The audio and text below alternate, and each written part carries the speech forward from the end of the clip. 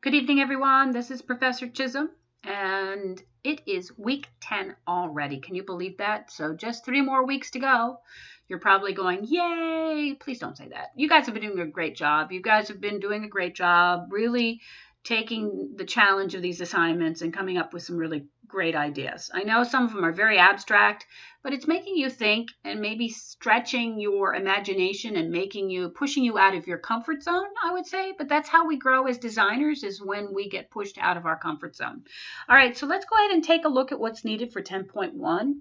And this week we're going to look at the term kit of parts. Now, if you look in the pages on page 126 of the Graphic Design Thinking book, it explains to you exactly what kit of parts is, okay? So ideally, it's trying to use elements that so you want to find a small number of elements to be able to convey your idea, okay? So simplify. It's about simplification, right?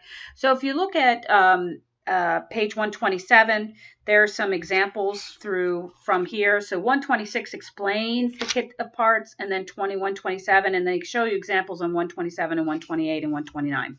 Okay, so think about just simplifying elements to be able to convey your message to your client. So what you're going to do is, our client is a organic vegetable farmer, and you can draw or photograph or design them as long as you make them, okay? So no using stock images. So you have to create all of these images that you're going to use. No stock images, nothing, okay?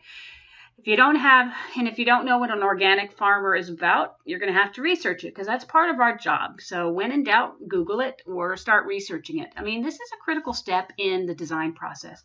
You have to know your client. You have to know their field. You have to know their competition. So you have to be able to look and see what the other half is doing, and also understand what design trends are going on out there, okay? So you need to create a minimum of 10 elements, and then create a minimum of 5 different images or patterns of taking those. Okay, so you're going to take 10 elements, you're going to create 10 elements, and then you're going to take those elements and you're going to create 5 different images or patterns using your 10 elements. Okay, so it says they could be used, that can brand. So you're branding the organic vegetable farmer using these 10 elements, okay? But you're going to create, from those 10 elements, you're going to create little branding images, okay? If you need more help, let me know. I'm an email away, all right?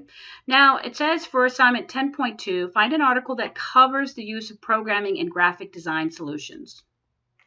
The solution may not be a website as a whole, but may be an element of a web-based solution. Provide us with a link to the article and your thoughts on the solution. Do not post a summary of the article. So I need to see your thoughts on this. Find an article that covers the use of programming in graphic design solutions, okay? All right, so then summarize it. Do not post a summary of the article. So give me your thoughts about the article. So don't summarize it. Tell me your thoughts about the article, okay? And then, of course, we are looking at bringing order to your practice. So chapter 10 of the book, bringing order to your practice. And I think that a lot of people actually made a lot of breakthroughs with the last couple of chapters. So now let's see what happens with this bringing to order to your practice, okay? All right, guys, I know some of this stuff seems a little abstract. If you need additional help, just email me. I'll be happy to try and find other ways to explain it for you, okay? As always, have a productive week and do great things, and keep moving forward, guys, all right? This is Professor Chisholm signing off.